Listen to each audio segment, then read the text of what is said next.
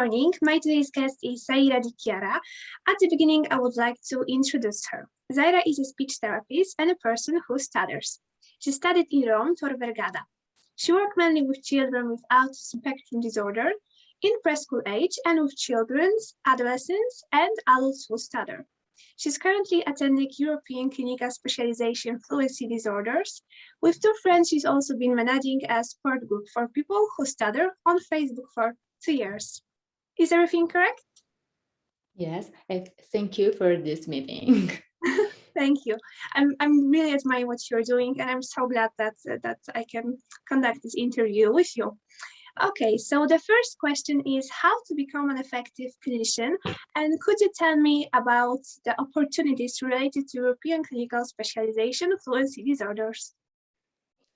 Well, I think that in order to become an effective clinician, it's important to love your job and to be enthusiastic, and then spend time on studying and learning more about stuttering and about evidence-based practice, because I believe that the goal of a speech therapist is to make the therapy effective for the client.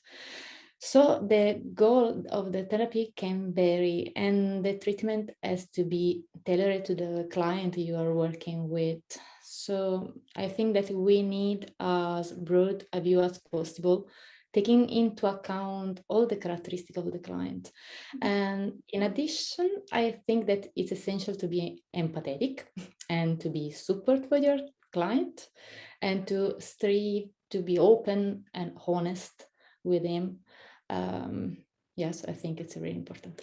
And about the ECSF, I think that it's a specialization course that allow the clinician to learn more about stuttering, about cluttering, and it provides you with the opportunity to meet other clinicians who are working in this field, and so it allows professional growth and even the supervision of your work by experts. So I think that it's a wonderful opportunity for every clinician who want to work with people with stuttering. Yeah. Sure it is. Thank you so much for that answer. Please tell me about the reality of a speech therapist's work in Italy. Well, I live in Sicily, to be exact, and here the speech therapist has become recently more and more requested, and it's considered crucial, especially in the treatment of specific disorder, such, for example, autism spectrum disorder in both public and private setting. But unfortunately, regarding the treatment of cluttering and stuttering in Italy, there are very few services that allow the therapy to be attended in a public setting. And actually, in Sicily, for example, the role of speech therapist for the treatment of stuttering is only present in private studio, in private setting. And unfortunately, there aren't still experts who have obtained a specialization like ECSF in the assessment and treatment of stuttering and cluttering. But there are more and more training courses in this field in Italy, and I'm sure that in the future, the role of speech pathologists will be increasingly requested in order to improve the quality of life of the client who stutter, possibly even in a public service. Great, thank you so much for the answer. And something connected to the previous question, what Italians know about stuttering? I believe that people in general usually acquire their knowledge thanks to what they can see or what they can hear. So regarding stuttering or regarding people who stutter, people usually perceive mainly the overt characteristics. So, for example, a repetition of the word, or the blocks, or the prolongation, the secondary behavior associated with stuttering. So, for example, the movement of the body and eye blinks and so on.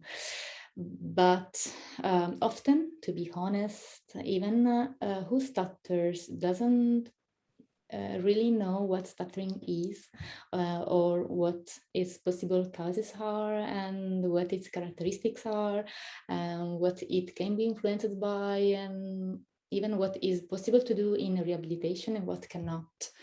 So this great misinformation can cause the birth of false beliefs, and such think that there is a fault in stuttering, and for example that it's the fault of the parents because they didn't take proper care of their child, for example, or that it's a fault of who stutters because he wasn't able to stop stuttering, for example. I assume that we need more education in health, school, family field, in order to protect as much as possible the person who stutter from the stereotypes. Okay, thank you so much. I'm so glad that the events like that could spread the educate about stuttering and cluttering. Great, thank you so much.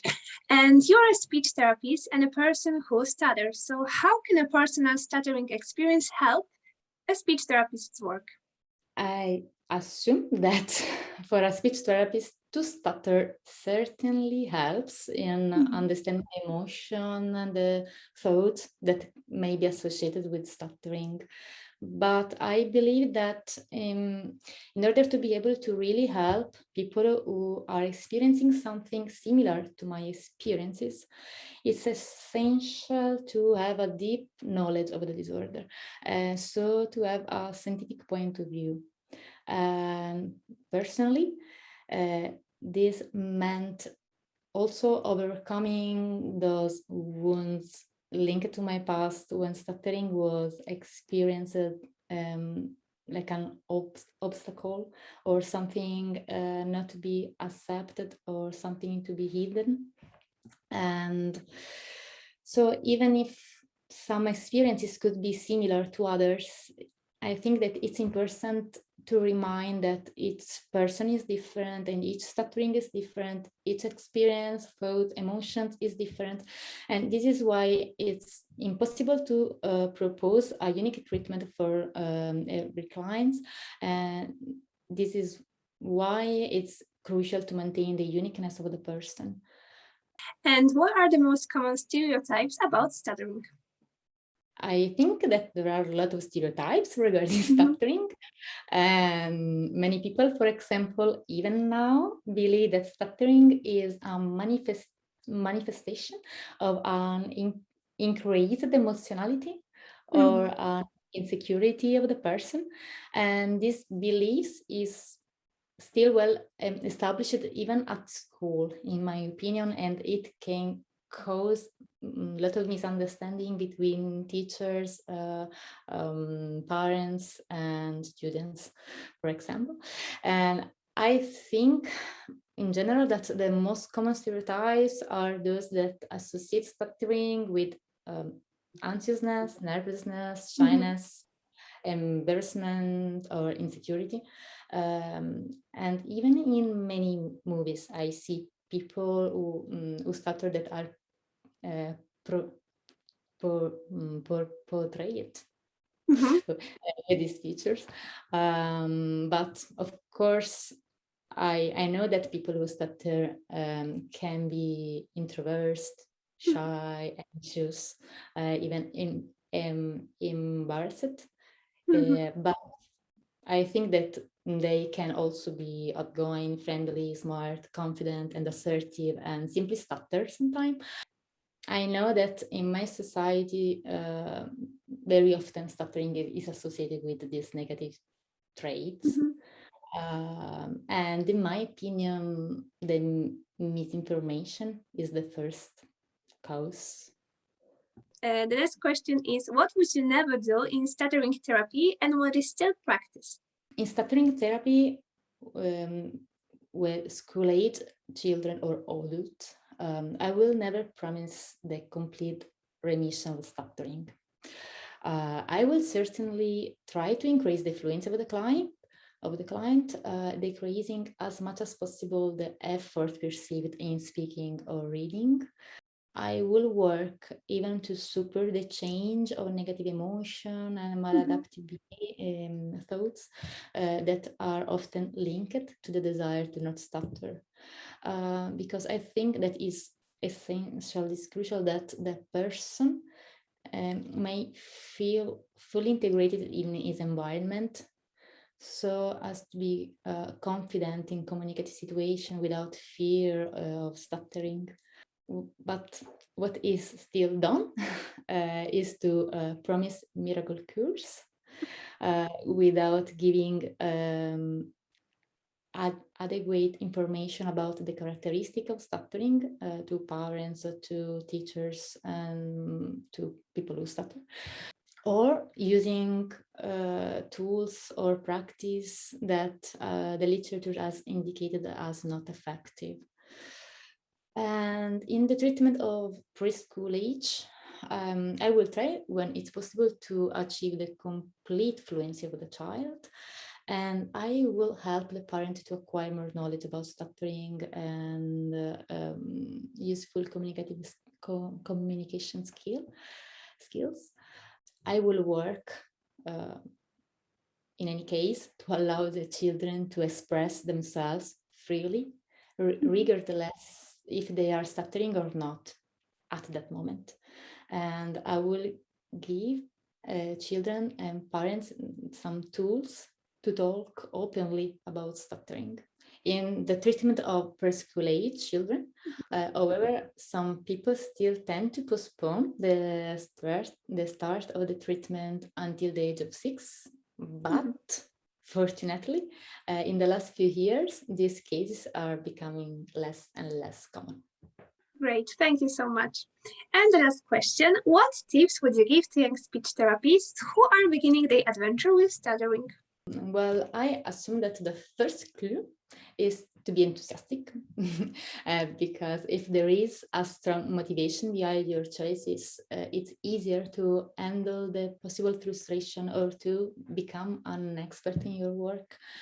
And the second tip is to have respect for yourself, for your client. So ask for help if you need. I believe that everyone, regardless the work experience, grows through confrontation with others, and stuttering is a multifactorial disorder. Many factors may interact each other, and the fluency isn't the first and unique goal. So share and to be curious, because stuttering is a very interesting field, in my opinion. So. It is. Thank you so much for the conversation. That was a wonderful experience, and I'm so glad that I could conduct this interview with you. So thank you so much once again. Thank you so much. It was a pleasure for me to meet you and to talk with you about stuttering. So thank you. Thank you so much.